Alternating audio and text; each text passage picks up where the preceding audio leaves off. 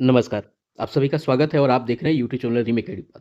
इस वीडियो के माध्यम से आज हम लोग एक बहुत ही महत्वपूर्ण टॉपिक सक्षमता परीक्षा के पैटर्न, सिलेबस, एग्ज़ाम डेट और अप्लाई का जो डेट है, उससे संबंधित एक मैसेज वायरल हो रहा है सोशल मीडिया पर। उसका विश्लेषण करेंगे और उसको जानेंगे। तो आइए देखते हैं उस मैसेज के बारे में और समझते हैं और क्या है और उसकी वास्तविकता को समझते हैं। मैसेज में बताया गया है कि आपको अप्लाई की अवधि क्या होगी, एग्ज़ाम पैटर्न क्या होगा, एग्ज़ाम का सिलेबस क्या होगा, एग्ज़ाम डेट क्या होगा और रिक्वायर्ड डॉक्यूमेंट क्या होगा। इससे संबंधित ये वीडियो बनाया गया। ठीक है? अब आते हैं आगे की बातों पर। हम सबको पता है कि ये जो परीक्षा है उसको आयोजित करने के लिए बिहार स्कूल एग्जामिनेशन बोर्ड को दिया गया है। अधिसूचना कुछ दिन पहले जारी हुई थी और ये सबके पास ये पत्र पहुँच चुका है और सबने अलग-अलग माध्यमों से इसको देख लिया है। आइए इस देखते हैं कि क्या करना है।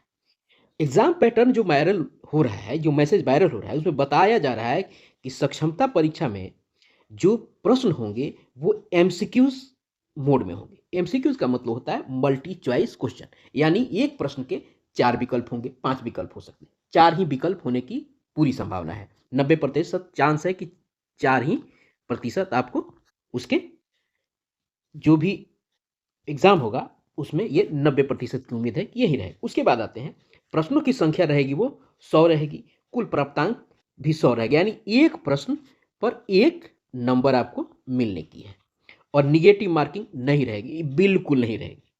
ठीक है?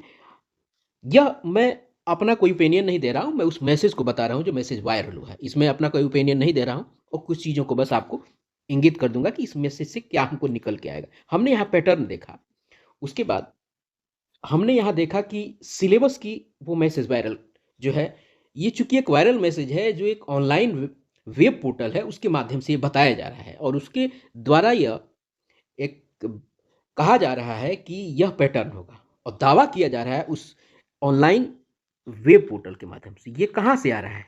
ऑनलाइन एक वेब पोर्टल है, उसके माध्यम से ये चीज़ें वायरल हो रही है। ये वायरल मैसेज का विश्लेषण हम कर रहे हैं। तो एग्जाम पैटर्न की बात है तो हमने देख लिया। अब एग्जाम सिलेबस की बात है। एग्जाम सिलेबस में कह क्या रहा है कि प्रारंभिक कक्षाओं के पाठ्यक्रम, शिक्षण विधि, बाल विकास से आपको प्रश्न पूछे जाएंगे, उससे संबंधित प्रश्न पूछे जाएंगे। और मैं आपको यहाँ बता दूं कि मैं अपना अनुभव एक पूरे सिलेबस के लिए एक अलग से वीडियो बनाऊंगा, अभी बना रहा हूँ, उस पर मेरी अभी अध्ययन कर रहा हूँ और बहुत जल्द सिलेबस से आ जाएगा और मैं जो बनाऊंगा और अपना अनुभव उसमें डालूंगा तो आप समझ जाएंगे। और जो ऑफिशियल अगर सिलेबस जारी होता है वह, चूंकि वो बहुत डिटेल में जारी नहीं होगा, जितना मेरा अनुभव है कि जो बीएसईबी जारी करेगी वो बहुत डिटेल सिलेबस नहीं जारी करेगी। जैसे दक्षता का होता है उसी तरह से वो कुछ आपको कुछ लाइन्स में वो बता देगा और हम आपसे वो शेयर करेंगे अभी अपना ओपिनियन एक अलग आपको वीडियो के माध्यम से पूरे सिलेबस को। तो उसका वीडियो का इंतजार कीजिएगा, हमारे साथ जुड़े रहिएगा। अब देखते हैं, सिलेबस को हमने देख लिया। सिलेबस में बताया गया कि शिक्षण विधि है, बाल विकास है, उसके बाद अब प्रारंभिक कक्षाओं के पाठ्यक्रम को पढ़ना है। अब बता रहा है ये कि प्रक्रिया क्या है। ये वायरल मैसेज ही है। सबसे पहले ऑफिशियल वेबसाइट पर रजिस्ट्रेशन करेंगे, ठीक है भाई।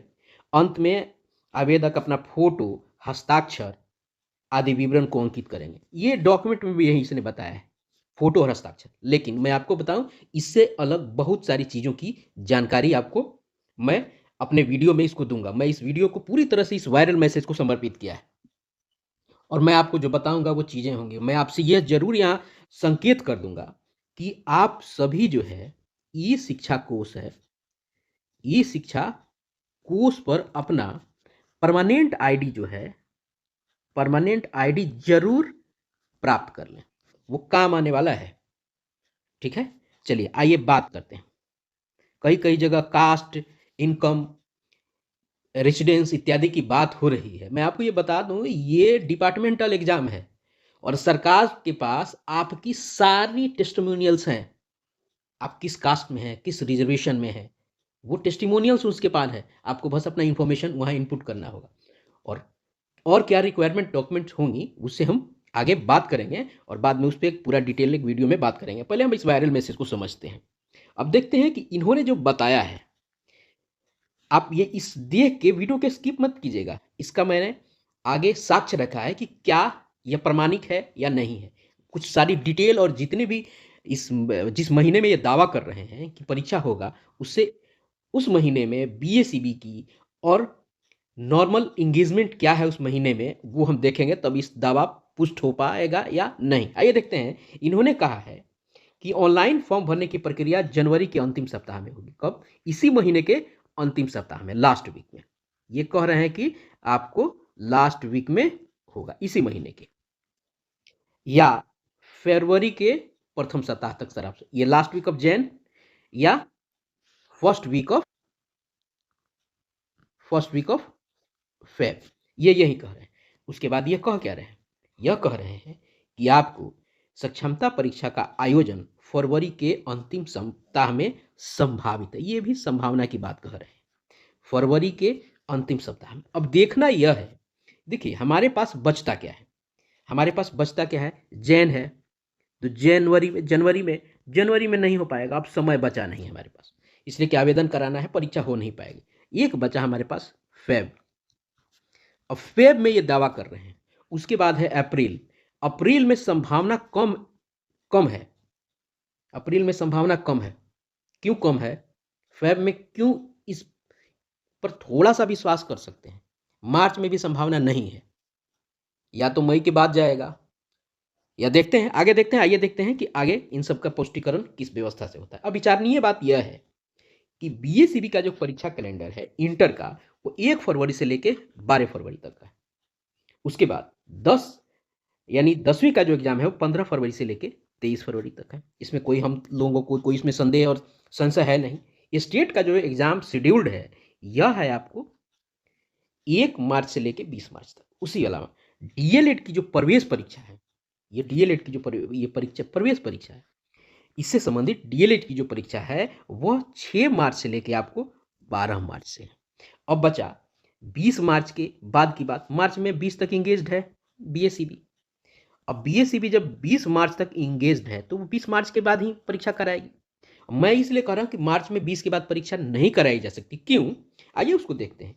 मार्च के अंतिम सप्ताह में विद्यालयों के वार्षिक परीक्षा होते हैं, तो हमको यह थोड़ा सा कहने में संदेह हो रहा है कि मार्च में होगा, क्योंकि वही शिक्षक आपको परीक्षा देंगे, जो परीक्षा विद्यालयों में जो आपको आपको क्या कर रहे हैं, शिक्षण अधिगम का कार्य कर रहे हैं, तो उनसे परीक्षा कराना थोड़ा सा एक अव्यवहारिक मुझे लगता है। क्योंकि छोटी संख्या छोटी नहीं है कि संडे को करा लिया जाए। वो एक दिन में संभव कम दिखता है। बड़े बड़े जिलों में 24,000 25,000 शिक्षक हैं पूर्व नियोजित, तो वो संभावना कम बनती है। उसके बाद अप्रैल और मई में लोकसभा चुनाव है, तो अप्रैल में संभावना इसकी नहीं की जा सकती, क्योंकि सारा एडमिनिस्ट्रेशन इस लोकसभा के जनरल इलेक्शन में लगा होगा। 24 मई तक आपको चुनाव की प्रक्रिया लगभग चलेगी, और अप्रैल में विद्यालयों का जो है ना सत्र आरंभ होता है, तो अप्रैल में संभावना ना के बराबर है। या तो आपको मई के 24 मई के बाद होगा, या फेब में जो ये कह रहे हैं, जिसकी संभावना थोड़ी सी कम दिख रही है, धूमिल दिख रही है, कि बहुत थोड़ा जल्दी हो जाएगा। लेकिन सरकार जिस तरह से तीव्र गति से काम कर रही है और TRE 2 धड़ाक से कराया गया है, संभावना है कराई जा सकती है, इससे इनकार किया नहीं जा सकता। हाँ, मार्च में अगर वो चाहे किसी संडे को कराने के लिए, तो लेकिन मार्च में बच्चों के विद्यालयों की परीक्षाओं से संबंधित सारी क्रियाकलाप होती है, तो मार्च में चीज़ें, तो कुछ आप इस पे जो वायरल मैसेज है, इस पे हम आपको कुछ विश्वास कर सकते हैं। पूर्ण मैं दावा नहीं करता हूं और न मैं इसको पुष्ट करता हूं, लेकिन इस पे थोड़ा सा विचारणीय है कि हो सकता है कि फेब में हमारी परीक्षा आयोजित हो जाए। अप्रैल में तो नहीं होनी चाहिए, जो मैंने बताया, मई में भी नहीं होनी चाहिए, इसलिए कि प्रक्रिया इतनी बड़ी होती है चुनाव की कि वो संभव नहीं है। सारा एडमिनिस्ट्रेशन लगा हुआ उसी में लगा होता है। तो यह कहानी है, या तो फेब के लास्ट में होगा या मार्च के किसी संडे को हो सकता है। अब मुझे कम लग रहा है कि मार्च में जिस तरह से परीक्षाओं का इंगेजमेंट है, हो सकता है कम हो, क्योंकि स्टेट के एग्ज़ाम भी बहुत सारे आपको शिक्षक देते हैं, तो वो उनसे क्लैश करेगा, और उससे क्लैश करेगा डीएलएड की जो है। ये इसमें चूंकि ओपन होता है डीएलएड, और स्टेट जो है और डीएलएड, ये 2 परीक्षाएँ जो है ओपन हैं। डीएलएड तो बिल्कुल ओपन है, इसमें समय नहीं मिलेगा, साँस लेने की फुर्सत नहीं मिलेगी, क्योंकि ये ओपन होता है, इसमें बहुत सारी बातें नहीं है, तो जितने इंटरमीडिएट पास और ग्रेजुएट होते हैं, वो सारे के सारे अप्लाई मार देते हैं। तो बड़े स्तर पे परीक्षा होती है डीएलएड की। स्टेट में चूँकि ट्रेंड है और आपको 9 टू 12 के लिए है, तो वहाँ उसमें थोड़ी कम भीड़ हो सकती है, लेकिन फिर भी यह भी एक ओपन है, इतने सारे लोग ट्रेन हो चुके हैं। तो यह बात है कि आपको कुल मिला के ये वायरल मैसेज का यही सच है और यही आपके लिए ये सूचना थी। मैं बहुत जल्दी ही मैं अपना अनुभव और अपनी सोच और अपनी थॉट लेके एक सिलेबस के रूप में आपके लिए जल्दी ही मिलता हूँ और क्या-क्या डॉक्यूमेंट हमें चाहिए अभी से, इस चीज़ की जानकारी हमें अवश्य होनी चाहिए। बस ध्यान यह रखना है कि हम शिक्षक हैं पूर्व से, तो बहुत ज़्यादा मुझे नहीं लगता है कि आपको आपकी इनकम इत्यादि की ज़रूरत पड़ेगी। कास्ट में भी कास्ट की ज़रूरत पड़ जाए, क्योंकि आप उसी यूनिट में जा रहे हैं, तो कास्ट की भी बहुत संभावना नहीं बनी है। फिर भी कास्ट आवश्यक होता है, लेकिन सबसे महत्वपूर्ण बात है आधार। और भी कुछ ई-शिक्षा कोश की बात की है, और भी एक और चीज़ है, जो जिससे आपका सारा का सारा प्रोफ़ाइल सरकार को मिल जाएगा। ज़िक्र करते हैं अगले वीडियो में। धन्यवाद आप सबका। जय हिंद। ख़्याल रखिए अपना।